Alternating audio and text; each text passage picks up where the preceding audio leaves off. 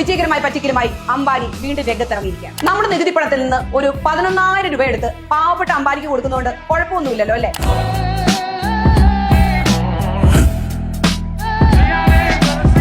കോടികളുടെ രൂപയ്ക്ക് BSNL വിജയകരമായി പറ്റിച്ചതിന് ശേഷം ഇപ്പം 11,000 കോടിയുടെ രൂപയ്ക്ക് നമ്മുടെ രാജ്യത്തെ സർക്കാർ കമ്പനിയായ ONGCയെ കുറച്ച് ഗ്യാസ് മോഷ്ടിച്ച് വളരെ വിദഗ്ധമായിട്ട് അംബാനി അങ്ങ് പറ്റിച്ചിരിക്കുകയാണ്. എന്താണെങ്കിലും ഇങ്ങനൊരു പാവപ്പെട്ടവനെ നമ്മുടെ ടാക്സ് മണിയിൽ നിന്ന് എടുത്താണ് സഹായിക്കുന്നതെന്ന് അറിയുമ്പോൾ ഒരു സന്തോഷമുണ്ട്. അതുകൊണ്ട് തന്നെ നമുക്ക് അതിന്റെ ഡീറ്റെയിൽസ് ഒന്ന് നോക്കാം. ബംഗാൾ ഉൾക്കടലിൽ ആന്ധ്രാപ്രദേശ് തീരത്തുള്ള കൃഷ്ണ ഗോദാവരി ബേസിനുണ്ട്. ഈ പ്രദേശത്ത് ഓയിലിന്റെയും ഗ്യാസിന്റെയും ഒക്കെ ശേഖരമുണ്ട്. ലളിതമായി പറഞ്ഞാൽ എണ്ണയുടെയും പ്രകൃതിവാതകത്തിന്റെയും ഒക്കെ കിണറുകളാണവ. ഈ കിണറുകള് 2000 വിറ്റു. ഇതിൽ ഒരു കിണർ റിലയൻസ് ഇൻഡസ്ട്രീസ് ആണ് വാങ്ങിയത്. തൊട്ടടുത്തുള്ള കിണർ നമ്മുടെ രാജ്യത്തെ സർക്കാർ കമ്പനിയായ ONGC ആണ് വാങ്ങിയത്. ഈ രണ്ട് കമ്പനികളും അവരവരുടെ കിണറുകളിൽ നിന്നാണ് എണ്ണയും വാതകവും എടുത്തുകൊണ്ടിരുന്നത്. എന്നാൽ 2013 ONGCക്ക് കുറച്ച് വെളിവ് വന്നു. തങ്ങളുടെ കിണറ്റിൽ നിന്ന് ONGCക്ക് വളരെ കുറച്ച് ഗ്യാസ് കിട്ടുന്നു എന്നുള്ള കാര്യം അവർ കണ്ടെത്തി. തുടർന്ന് നമ്മുടെ സർക്കാർ കമ്പനി അതായത് ONGC അന്വേഷണം നടത്തുകയും തങ്ങളുടെ വാതകം റിലയൻസ് മോഷ്ടിച്ചതായി കണ്ടെത്തുകയും ചെയ്തു. ഇതെങ്ങനെ സംഭവിച്ചു എന്നല്ലേ? നമ്മുടെ പാവപ്പെട്ട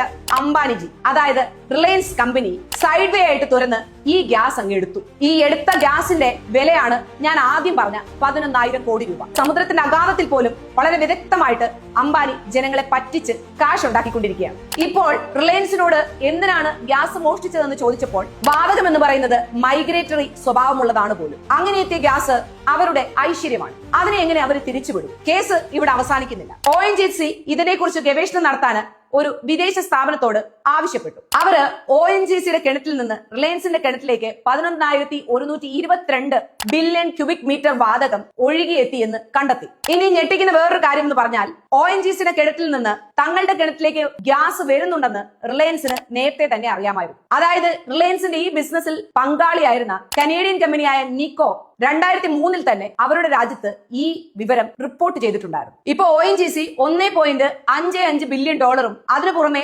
$174 മില്യൺ പലിശയും ഒക്കെ ചേർത്ത് ഡിമാൻഡ് നോട്ടീസ് റിലയൻസിന് നൽകിയിട്ടുണ്ട്. എന്നാൽ റിലയൻസ് ആർബിട്രേഷന് അപേക്ഷിച്ചിട്ടുണ്ട്. അവിടെ ONGC വിജയിച്ചു. അതിനുശേഷം ONGC കുറച്ചു മാസം മുമ്പ് റിലയൻസിന് 24,500 കോടി രൂപയുടെ ഡിമാൻഡ് നോട്ടീസ് നൽകി. ഇപ്പോൾ റിലയൻസ് സുപ്രീം കോടതിയിൽ പോയിരിക്കുകയാണ്. ഈ കേസ് നടന്നുകൊണ്ടിരിക്കുമ്പോൾ ഏതാനും ദിവസങ്ങൾക്ക് മുമ്പ് മുംബൈ ഹൈക്കോടതി CBIക്കും ഇന്ത്യ ഗവൺമെന്റിനും നോട്ടീസ് അയച്ചിട്ടുണ്ട്. അതായത് ഈ കേസ് CBI അന്വേഷിച്ചേക്കാം. എന്താണെങ്കിലും ഇന്ത്യയിലെ പാവപ്പെട്ടവരായ അംബാനിയുടെ അദാനിയുടെ ഒക്കെ ഐശ്വര്യമാണ് മോദിജി. സർക്കാർ കമ്പനിയായ ONGCയിൽ നിന്ന് പറ്റിക്കപ്പെട്ട ഈ 11,000 കോടി രൂപയൊക്കെ നമ്മുടെ ഇന്ത്യയിലെ തന്നെ പാവപ്പെട്ട കുടുംബങ്ങളിൽ ഒന്നായ ധീരുഭായ് അംബാനിയുടെ കുടുംബത്തിന് വേണ്ടിയാണെന്ന് ഓർക്കുമ്പോൾ സന്തോഷം തോന്നുന്നു.